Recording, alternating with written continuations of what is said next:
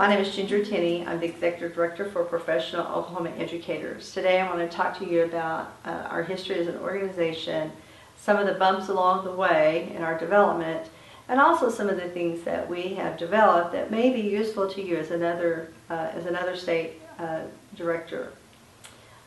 First of all, our legal name is Association of Professional Oklahoma Educators.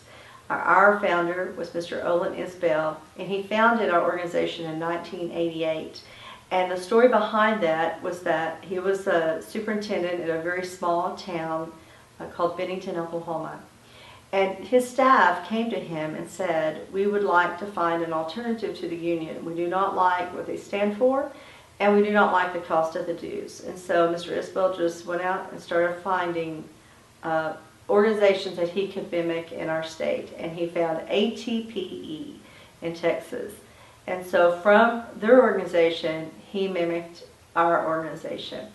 And so that is the founding of how we got started in Oklahoma. From there, it was a small organization for a long time. We're still considered small in some people's eyes. And unfortunately, in 1996, Mr. Isbell passed away. During that time, in 1993, I had joined POE at that time and was a classroom teacher and was just a member. But right before Mr. Isbell passed away, we had a meeting the October before that, so in 1995, and I was elected the first state president. And then shortly after that, Mr. Isbell passed away. When he passed away, one of the directors on the board, and there were 4 of them, one of them brought a cardboard box to my home and just said, hey, we're all quitting. We did this because we liked Olin. Here's all the belongings of APOE, so good luck. And at that time, I didn't realize, the crossroads we were really in as an organization, whether to go forward or to just quit. And of course, we went forward. And from that, I built a board of directors right away, basically begging friends to help, please serve, and get the word out. And we grew quite a bit the first year. And from every year since then, we have grown. And right now, we stand at right under 9,000 members. It's not a one-person doing. It took every one of us to grow this organization. All of our members telling their friends about who we are and what we offer. But it's been tough. Anytime you go up against a labor union, it is very hard. And it's not just the hard work, the long hours, it's also the abuse you take.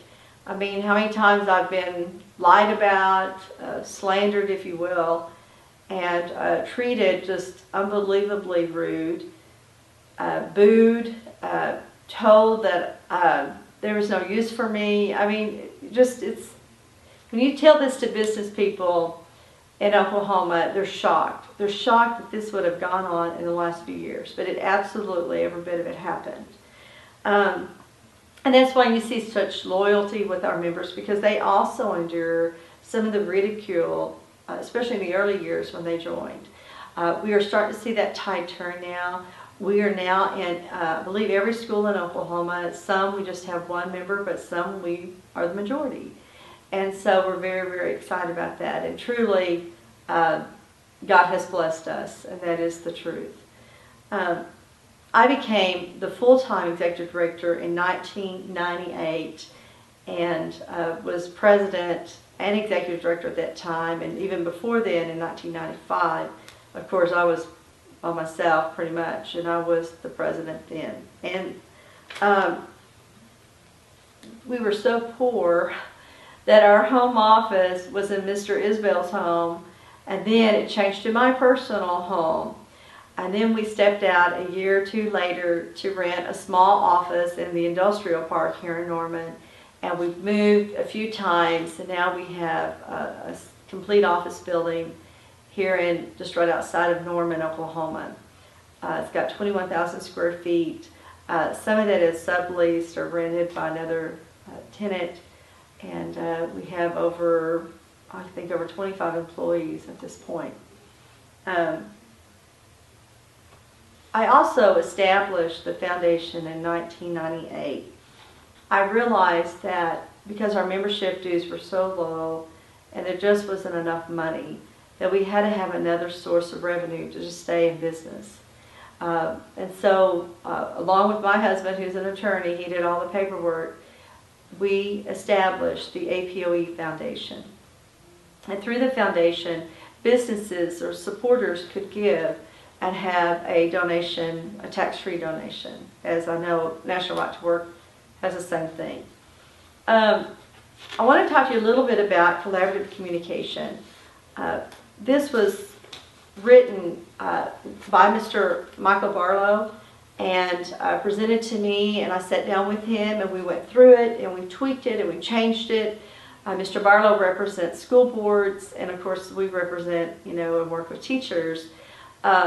When I say represent, I don't want some of you thinking, oh, that's a union term, you're doing what they do. No, it's very different, and I will get into all the differences here in just a moment.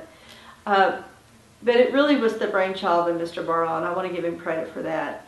But we sat down with his framework, and we had some heated discussions about what we wanted this to do and what we wanted it to be in, and it was going to replace collective bargaining.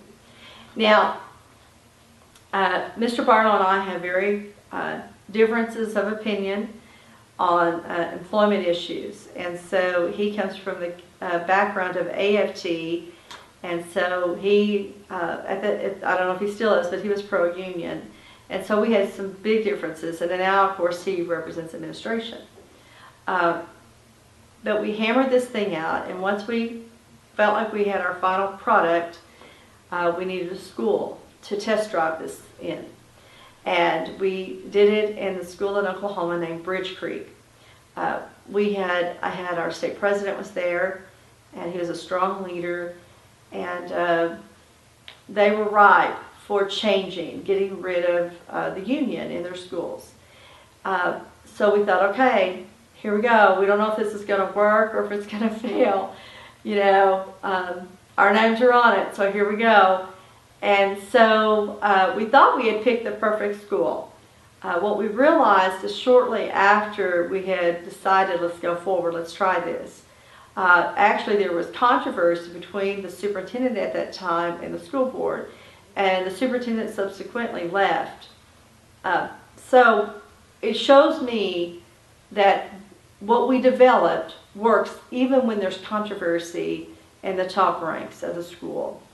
So that was a plus, but when we discovered there was conflict, of course it was very frightening. We didn't know, oh no, what have we done? It was very contentious. The teachers there were unbelievably strong, our members, and they definitely have gone down in our history book as the pioneers. They were the ones who did all the footwork there. We helped, but they did the day-to-day footwork in their school, just tremendous leaders. Tim Rose, definitely our hats are off to you, just did a great job there. And so I'm going to show you what this, or tell you what this collaborative communication model, how it works.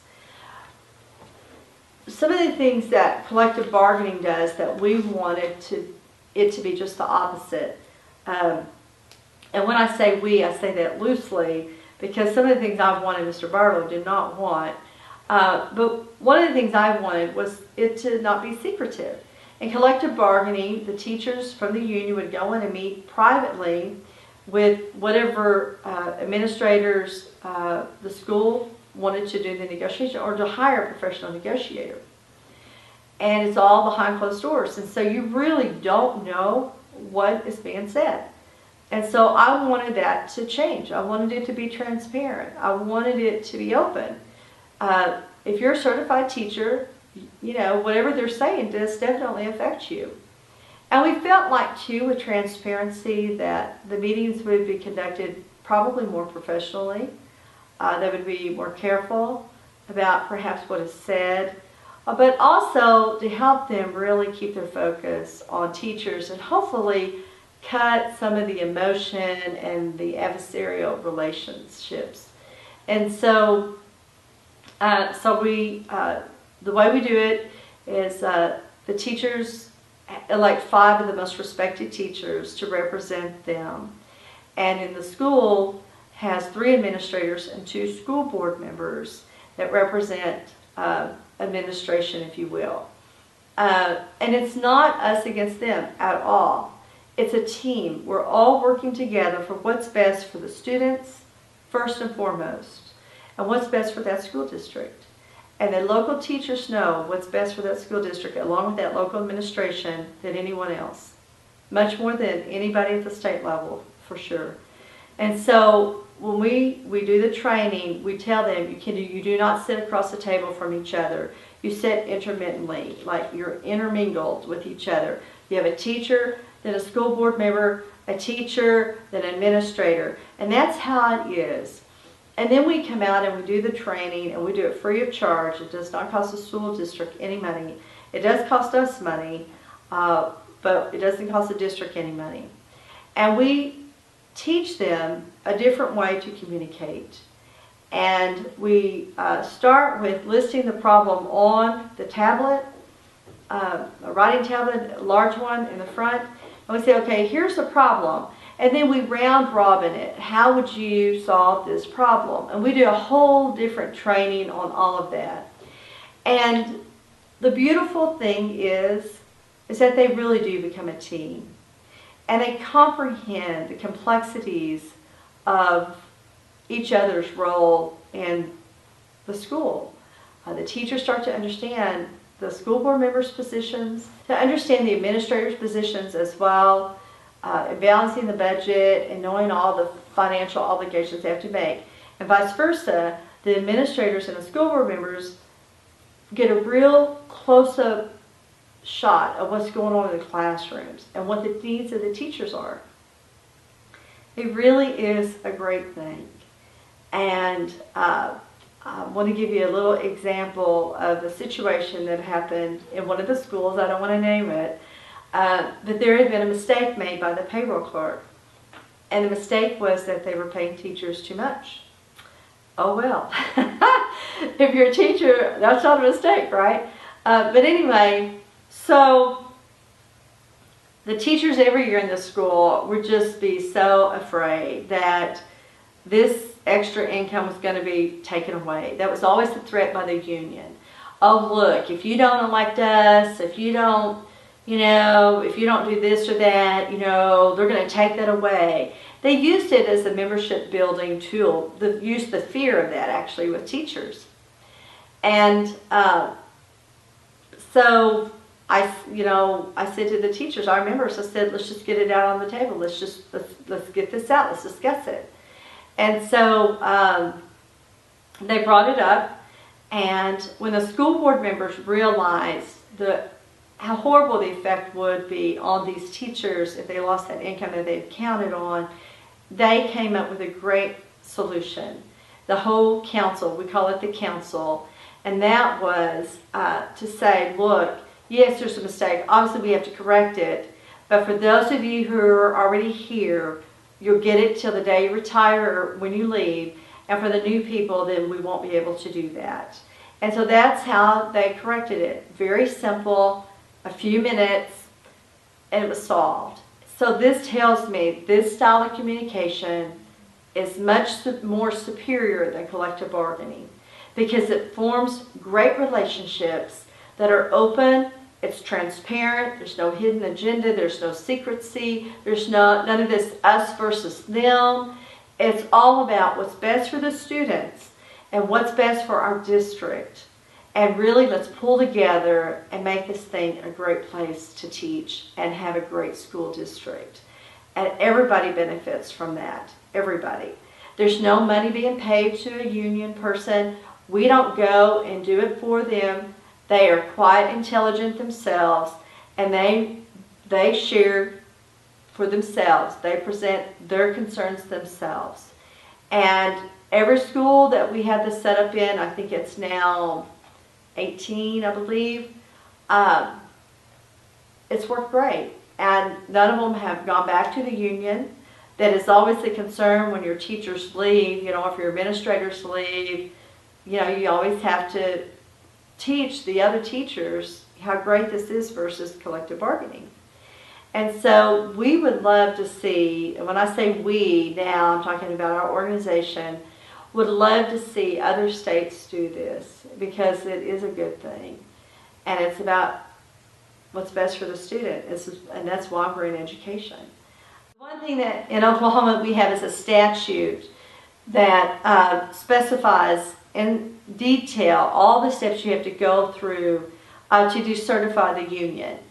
And so we have to follow those, and they're quite complex. We have an attorney that leads our teachers through those steps so that we don't make a mistake. And so in your state, you'll want to check and see what laws you may need to pass to where you have to do collective bargaining. Obviously, we're a right-to-work state, which is wonderful. There's freedom. It's great. And if you're not a right-to-work state, you need to get there, because it's tremendous freedom for everybody. It doesn't kill the union. It just says you can choose whatever you want as a teacher. But if you are right-to-work and you have a threat of the union coming in, this is a great way for the teachers and the local citizens to keep control of their schools. And I will tell you too, we learned the hard way, the very hard way, that you can take teachers out of collective bargaining, but you got to have something to replace it, because they're not going to go from that to nothing. If they do, that's exceptions. There's exceptions to that, but very few will do that. By and large, you have to have another plan in place, and we would submit to you the collaborative communication model to use. I want to say thank you to Kathy Jones for asking us to do this video, and for all the hard work that the Right to Work, what they do for us and all the independent states out there. And for anybody who would like more information, please feel free to call our office as well. It's 405-872-3175. I'll be happy to speak with anyone who has more questions. Or you can email those to me as well. And the email address is executive@apoe.org. Thank you, and God bless.